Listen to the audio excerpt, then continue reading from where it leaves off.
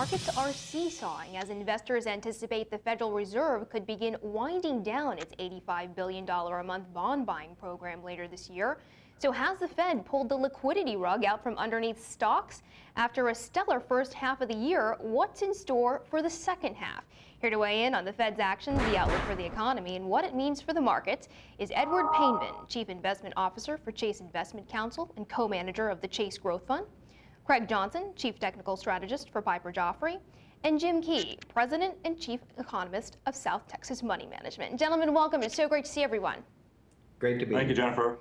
I want to start off with the Fed. The Fed's liquidity has been the main driver of the stock market, right? The Fed signaled it could start dialing back its bond purchases later this year. Craig, is this the right course of action? Is the economy strong enough for the Fed to pull back later this year? You know, that is absolutely the $64,000 question that everybody is trying to answer. Can this economy stand on its own? In our view, we think the answer is yes. We think this low trajectory recovery in the economy continues to unfold. The ISM numbers and those economic numbers have been fairly decent. But from our perspective, yeah, we think it is probably the right move from the Fed to ease some of that quantitative easing. And ultimately, we think that as we see rates begin to rise, as the Fed begins to dial back, that's going to start to see a shift of money come out of fixed income and come back into equity funds, pushing, we think, ultimately the market higher from here. All right, I want to come back to you on that great rotation, Craig. But Jim, what's your take? Do you think the market has overreacted to the timeline on the tapering here? Right, we still have zero interest rates in place. Well, yeah, I'm afraid I completely agree, and I think markets did overreact somewhat, and I think we're seeing some of that in the rebound. I think Ben Bernanke is a little more clear than some of the commentators on Bernanke. I think the Fed, along with the European Central Bank, have been a key to reducing global risk, or the risk of another global financial collapse. And so we've seen global risk measures come down, but I don't really see the Fed as juicing the economy. I think the rebound has been about half as strong as normal for the economy, and the rebound in stocks has taken about twice as long. So I don't really see anything out of whack. I don't see as big a distortions because of Fed activity as a lot of other analysts, I'd say. Edward, do you think we're missing the point here? Is it even about the economy? I guess this is different from what Jim is saying, but do you think the Fed is kind of concerned that it has become ingrained in the bedrock of the capital markets and that perhaps QE is a trap? Well, it's a really good point. You know, first of all, I do think that this era of cheap money needs to come to an end at some point. But contrary to what Craig said, I don't think that the Fed is tapering this quantitative easing or even beginning to talk about it because the economy is doing so well. I think the reason they're doing it is because they're seeing signs that it isn't really that effective. In fact, if you take a look at earnings growth for the S&P, in Q1 of this year was about 3% year on year. For Q2, which we're coming up to in terms of reporting, we're also looking at about a 3% earnings improvement. And mind you, that's down from about 4.5 2 months ago.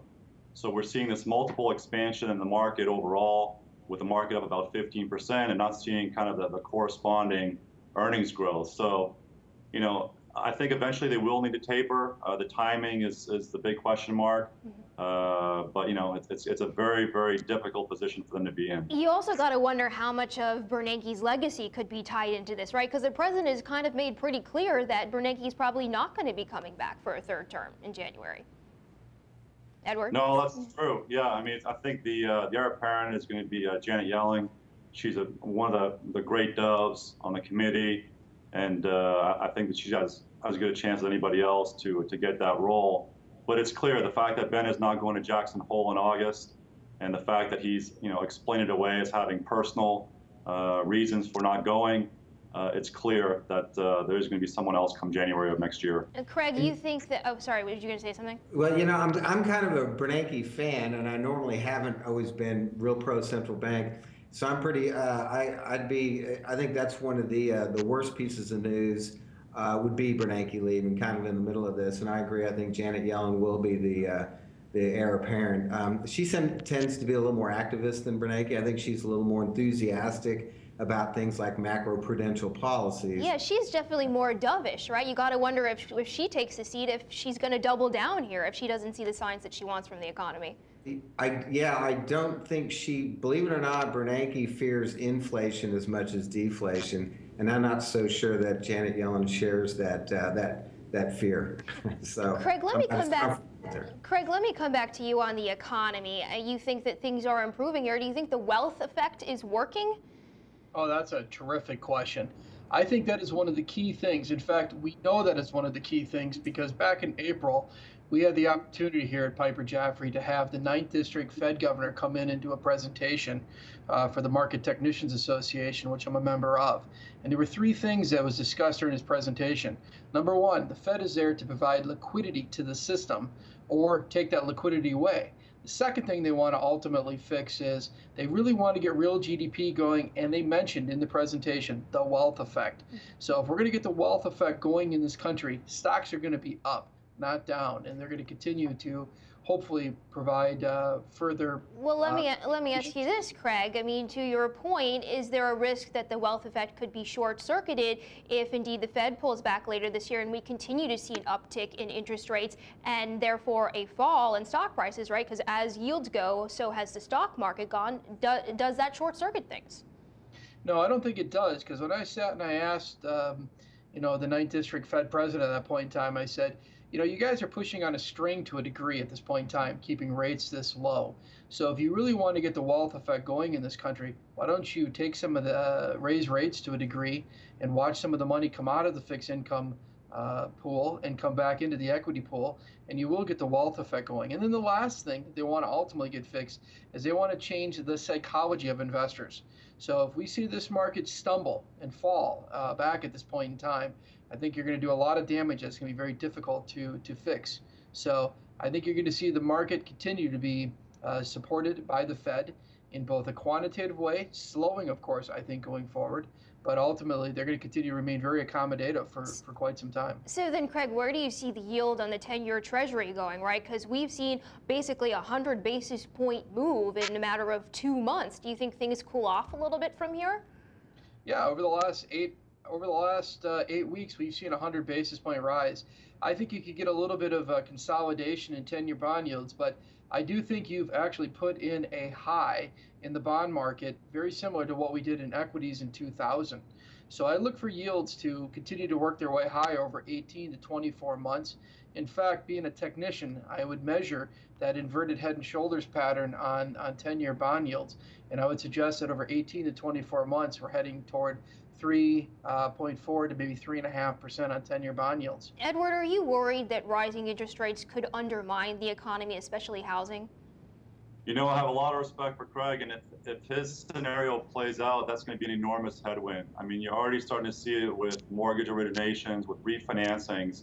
I mean, there's people that are backing away from taking on a real estate transaction because of the fact that mortgage rates on 30-year have backed up, 100 basis points in the last 4 or 5 weeks.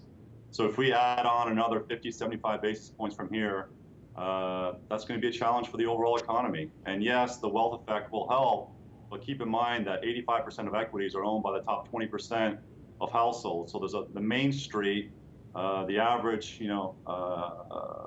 person out there looking at real estate, looking at refinancing, is going to be faced with increasing pressures if rates do continue to go up. Jim, I mean, what about business confidence here as it relates to the wealth effect, right? Because businesses have remained pretty cautious about the outlook. Who's to say if they do remain cautious that they're going to continue to hire? If incomes don't rise, if people are not hired, then does that short circuit the wealth effect? And if you could also weigh in on your input on rising rates. Well, sure. Well, first of all, I think the data is pretty ambiguous on the impact of rising rates on stocks. If you just look at the facts, sometimes they are a negative, sometimes they're not. I think as long as the inflation component is pretty well anchored, which to me, strikingly, it still is, I think the data to me suggests that you can still have a continued rally in stocks, even with rising rates. But as far as business spending and hiring, that's a confidence thing. Business profit and cash flow generation has outstripped reinvestment really for almost 10 years now. But it's kind of acute right now. What I think businesses are at a point where they've kind of squeezed margins. They've done whatever they can without aggressive reinvestment. So I kind of expect to see more reinvestment, more R&D, more CapEx, more operating leases, store openings. Not a capital spending boom, but I do think that companies are going to start pulling the reinvestment lever as a way to generate future cash flows, which ultimately is how their stock's going to be valued. Jim, what about the global outlook here, right? Because you look at what's going on in China right there now, it looks like there's a man-made credit crunch. Could that ripple through and hurt the global economy as well as growth here in the U.S.? Well, we're certainly, the other fact in the world besides declining global risk is also declining global growth, and that is led mostly by China. I think we're going back to more of a normal, 3% global GDP growth range rather than a 5% global GDP growth range. But I think that's going to be felt more in the global supply chain plays. I think the commodity super cycle is pretty much over. I'm a little leery on a lot of things, mining stocks and so forth, but so is the market. Those are all priced for a lower growth rate going forward globally. All right, well, let's talk about what all this means for the stock market going forward for the second half of the year. Edward, if we saw bonds and stocks move in tandem on the way up with iterations of QE being rolled out, as QE begins to be unwound, do we see the mirror opposite, right? As bond yields go, so goes the stock market, or does that relationship break down? Well, I don't think it breaks down. I think one of the words that's most feared now by market participants is September. Not only because of the seasonals, but also because that's essentially when the official tapering will begin if the economic data supports it. But again, at Chase Investment Counsel, we spend a lot of time looking at earnings and earnings revisions and earnings upside. And right now, we're really not seeing it. I mean, on a bottom-up level, these companies are having a difficult time driving top line. And like I mentioned, all the earnings growth rate, a good chunk of it, at least 50%, is coming from a share buyback. Right. I mean, do you think this is the quarter that Wall Street finally gets the reality check? Or have expectations been sufficiently recalibrated, right? Because it seems to become this game where companies know that they're not going to impress, so they try to manage expectations going into the season. Yeah, no, we've seen some revisions to the downside during the course of this quarter, which will help expectations. But again, it's all about the guide. It's always been about the guide, and Q3 is typically a slower quarter. And I don't think management teams are going to get paid going out and having aggressive guidance. So I think a lot of them are going to be conservative. And again, the fact that we're up 15% for the year with minimal earnings growth, to me, is a concern. So we're very, very cautious. We're defensively positioned in some of these higher quality growth names, and don't feel like it's a necessity to go out and chase yield or even chase momentum at this point. Craig, you're kind of on the opposite plane, right? And you've been pretty bullish since August 2012. I mean, how do the Fed's actions, the uptick in interest rates we've seen, albeit small, factor into your outlook for the market for the second half of the year? Are you still standing by your targets of 1,700 for this year on the S&P 2,000 for next year? Absolutely. We turned bullish, and we're among the earliest to turn on the street to turn bullish in August of last year. And in fact, we laid out 3 price objectives: 1,550, which was going to be a 6-month price target, and humbly we met that roughly on time, and 1,700 by August of this year, and 2,000 by August of next year. From our perspective, what we're really seeing happening is almost a reflation trade.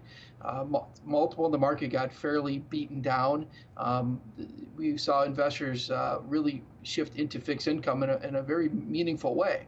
But at this point in time, we've got about half the number of stocks in the marketplace today than we had in 2000. And we're starting to see a rotation of money coming out of fixed income and going back into equities, because we think that's a smart play to be in at this point in time.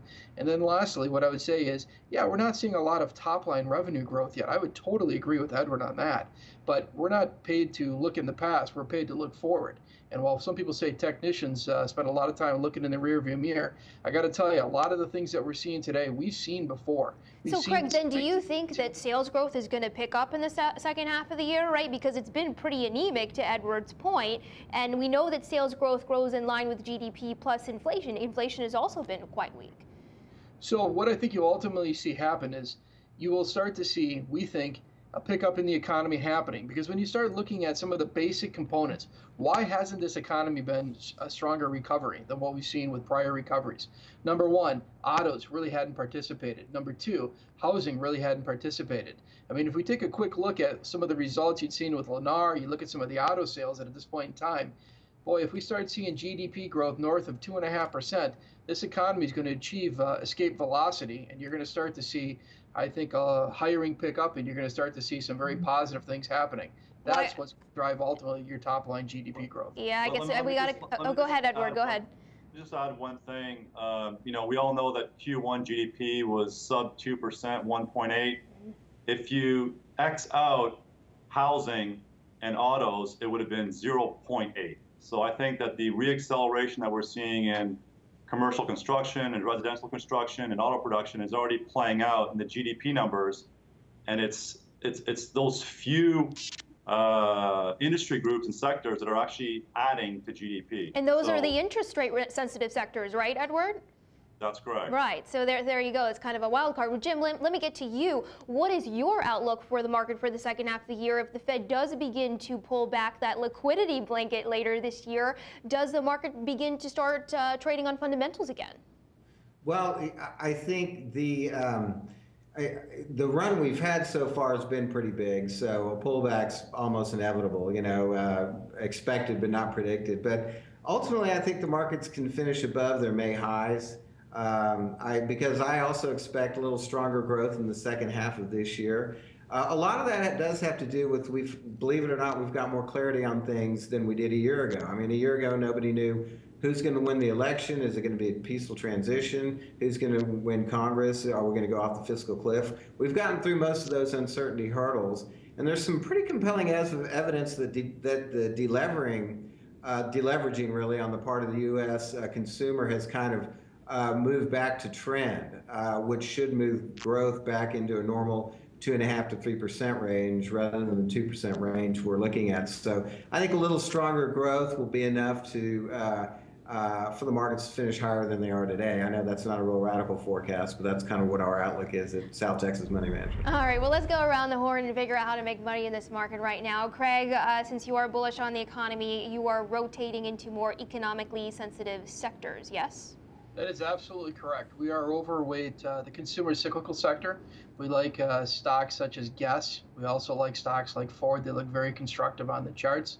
We're also overweight the industrial manufacturing sector. Stocks like Boeing look constructive, and JCI, Johnson Controls, look interesting.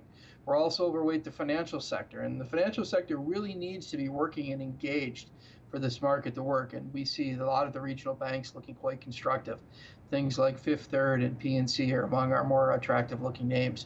We still remain underweight basic materials, energy, and also utilities, as we think that is the bear market leadership. And in our view, the bear market is dead here at Piper Jaffray, and we're bullish on this market. Jim, what's your take on dividend stocks here? I mean, if we do continue to see yields rise, should investors dump, dare I say, dividend stocks? Well, we're always beating the drum of owning growth and value. And usually that means growth being more the capital gains, price appreciation, value being the dividend payers that are generating more cash than they can reinvest. So rather than trying to make the bet of dividend versus non-dividends, our advice is always to own both. So Jim, which dividend stocks do you like here, and where else are you investing for the second half of the year? Well, for in general, you know, some of the things we like are some of the industry restructurings, which is really, you know, U.S. Airways, Southwest Airlines, staples in the office supplies. We also like the manufacturing. I'm not going to call it a renaissance, but kind of the increase in U.S. manufacturing that we've seen relative to the last 15 years, and that's companies like Rockwell Automation, as well as even General Electric. So there's plenty of stocks out there that kind of play into some of the themes we see that also pay a decent dividend. Edward, where are you finding opportunities for the second half of the year? Well, Jennifer, a lot of our process is predicated on identifying price momentum and earnings momentum. And again, we're bottom-up stock pickers. We are significantly overweight healthcare. We're seeing great opportunities, for example, with Activist, which is the third largest specialty branded pharmaceutical company out there. And these are companies that are utilizing their cash reserves to acquire companies, and it's great because it helps them with cost synergies and with adding to earnings in some of the out years. We also like Visa, which is, we all know what's going on there. The thematic in terms of the cash and check migration over to electronic payments. They have about 22% of PCE, growing about 1% per year. And the last one I'll leave with you and your viewers is PCP, Precision Cash Parts, which I talked about before on your show. Yeah, back in December. It's had a great run. Congratulations on the call. Hitting a 52-week high today. And again, this is a play on the production ramp of the 787 Dreamliner, as well as the fact that as you continue to put up more flight hours globally, a lot of these planes need to be maintained and checked. And PCP does a lot of the airframes and fasteners for the whole commercial aerospace industry, and this name should continue to do well going forward. Edward, Jim, what do you guys think about the bank stocks here? Craig says he likes them. I've got to imagine if yields are ticking up and interest rates are ticking up, that's got to help net interest margins, which have really been squished over the past 4 years. We agree, and we think probably the purest play on that is probably some of the regional banks. We haven't really pulled the trigger on any yet, but that's where we're spending a lot of our time in the financial sector, is on the regional banks. Edward, do you have any thoughts? Yeah, it's true. I mean, at least for now, the funding costs remain low. The net interest margins should expand. I would just throw the caveat that mortgage originations may start to slow down on a year-over-year basis if we continue to hover around these levels for rates. So be wary of that and keep an eye out on that as well. Craig, what's the chart telling you about Apple right now? Well, Apple violated a longer-term uptrend earlier this year, and from our perspective, we're still making a series of lower lows and lower highs. And it's going to take a little bit more time for Apple shares to base. I got no indication right now that we got any sort of downtrend reversal happening in the shares. So for me, I'm still cautious on the Apple shares. I'm not sure the lows are quite found yet. Edward, would you agree with Craig? What's your take on Apple now? Yeah, I would agree. I mean, we're seeing continued underperformance on down days and on up days. And this is a name that, is really being driven by product cycles and significant ones. We can't have a Mac refresh or an iPhone, 5SG refresh. We need something that's more evolutionary. And yeah, we need to get some continued market penetration in some of the emerging markets, and we got to see gross margins stabilize. And so fundamentally, those are the issues that we're kind of keying off of. And then, like Craig said, technically, this stock is going to need to build a base for quite some time, 6 to 9 months before we get constructive on it again. Yeah, a lot riding on product launches potentially this fall, right? Craig, I want to end with you. I want to get your take on gold here because it was down 23% in the second quarter as there's talk about the Fed beginning to unwind later this year as inflation remains low and the dollar has strengthened. Is the gold story over? Gold story is complete, and we have seen a major top get made in gold. One observation I'll make for you and for your viewers is that gold on an inflation-adjusted basis peaked within about $100 and $150 of where we peaked in the early 1980s. So from our vantage point, the fear trade is ending, and all the evidence is pointing to us that we're going to continue to see gold make a series of lower lows and lower highs. We might get a relief rally here after last week's sharp sell-off, but I suspect that's going to get quickly sold. Our ultimate objective for gold is 1050, so certainly more downside. What's your time frame on that, Craig? About another 18 to 24 months. All right, gentlemen, we'll go ahead and leave it there. Great discussion. Thanks so much to all of you for being with us. So appreciate it. Hope to see you soon. Thanks for having us. Thank you.